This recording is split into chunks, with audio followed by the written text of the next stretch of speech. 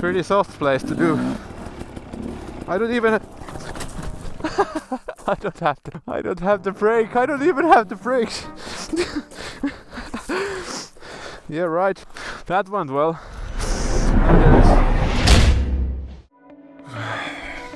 I was trying to make this oil change video here. To show you something about my oil change. Sounds boring, right? Let's see if I can come up with something cool.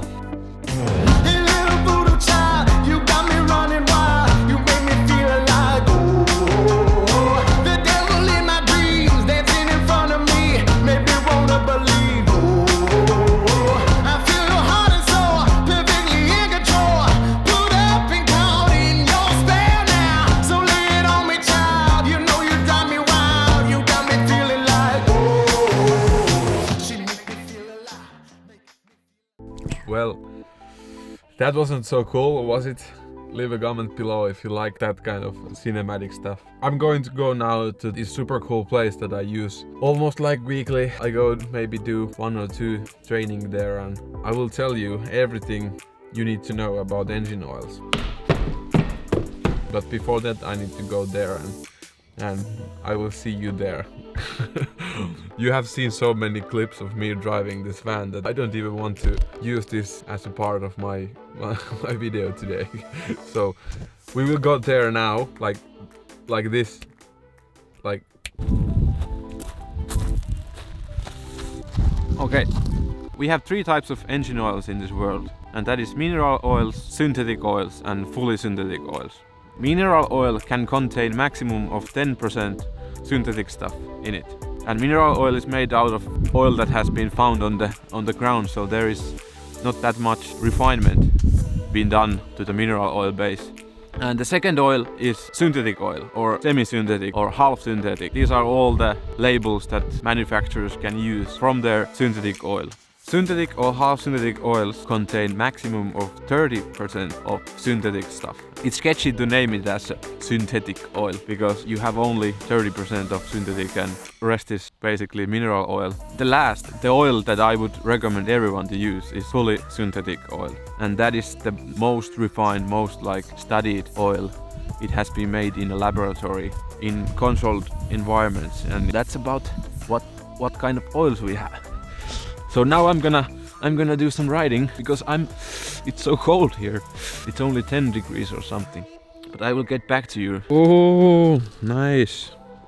Look at this one. I just love when I have it working like this.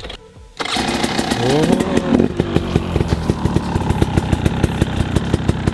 I just love a crisp 2-stroke that works like magic. Listen to this.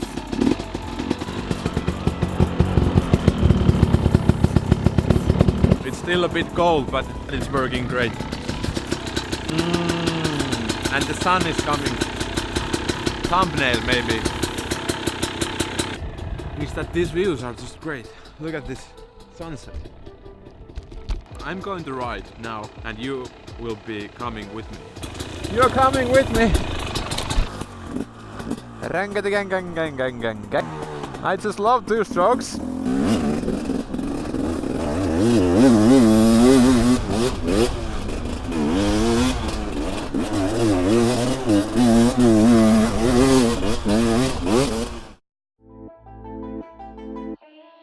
Engine oil's purpose is to lubricate your engine. It's also meant to cool your engine and to clean your engine. Good engine oil can withstand really enormous amount of heat energy. The film that you have in your engine, the oil film, is like as thick as your hair, one hair. So it's really important to use right oil and good quality oil.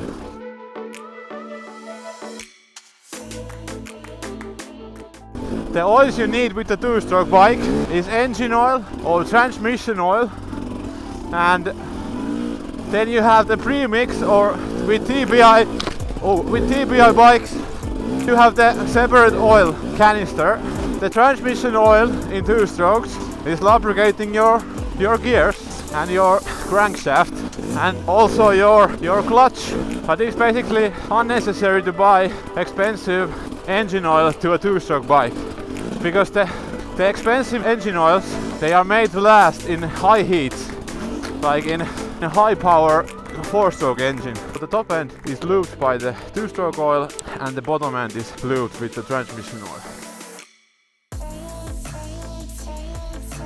The four-stroke transmission oil is really important in nowadays bikes, because you have only one oil in your bike, and it's lubricating the piston and it's lubricating the bottom end and transmission. So it's really important in a four-stroke to choose an oil that can withstand all the stress that the oil is getting.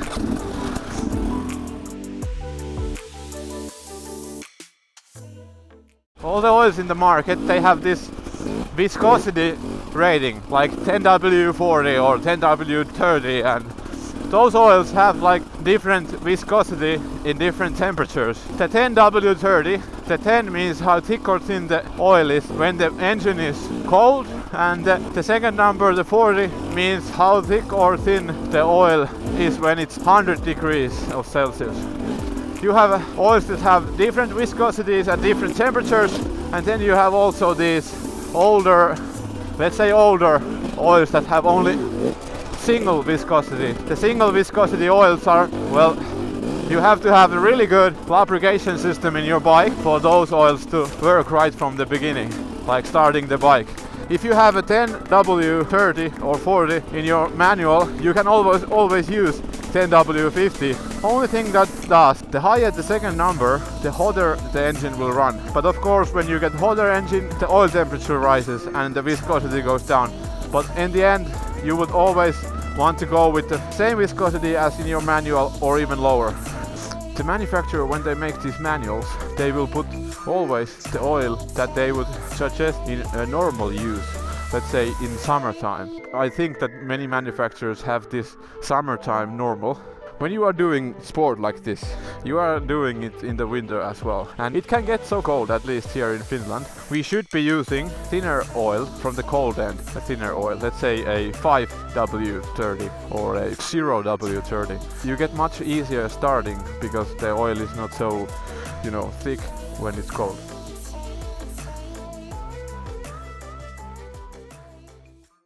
There are standards for oils. There is JASO and API standards. So API has this performance standard for engine oils. JASO, on the other hand, has performance charts, how well the oil is working with clutch. If I go buy a new bottle of oil, I look at those standards that the oil really meets the standards, because otherwise you don't have a clue what kind of oil they are selling you.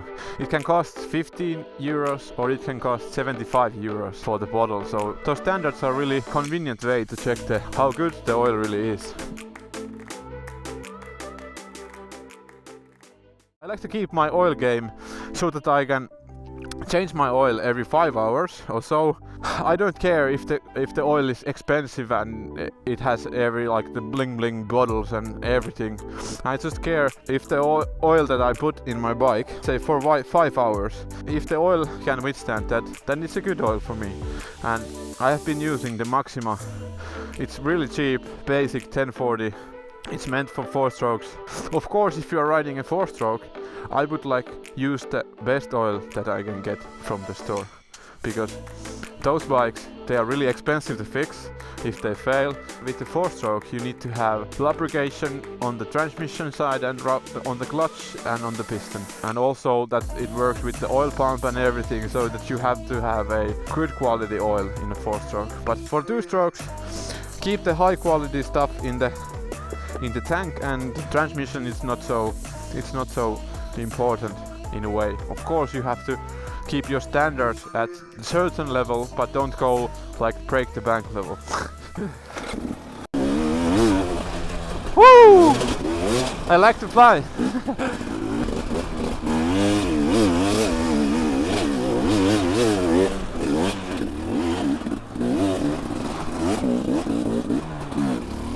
Whoopsie, that was close. I lost my back end.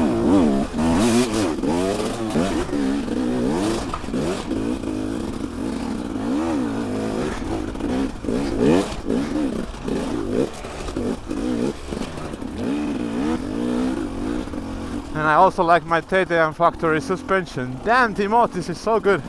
But anyways, I always usually end my riding with a pivot turn practice, because that will help you with your balance, and that will help you with your rear brake / clutch skills. And it's pretty much show off. It's a pretty show off trick. No.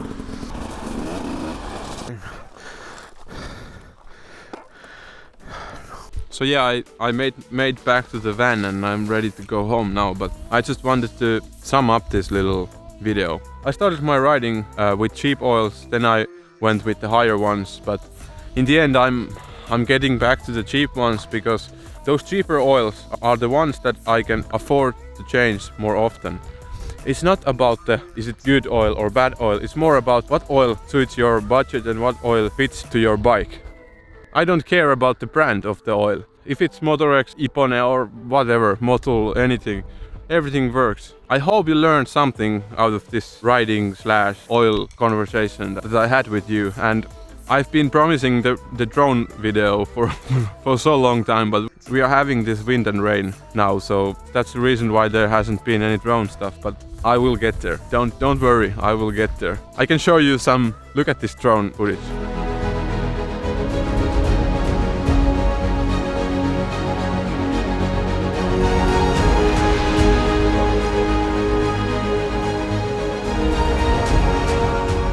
But yeah, now it's time to go home and empty my memory cards and fix my bike and everything. So I will be editing tomorrow and we'll see you in the next one. Bye.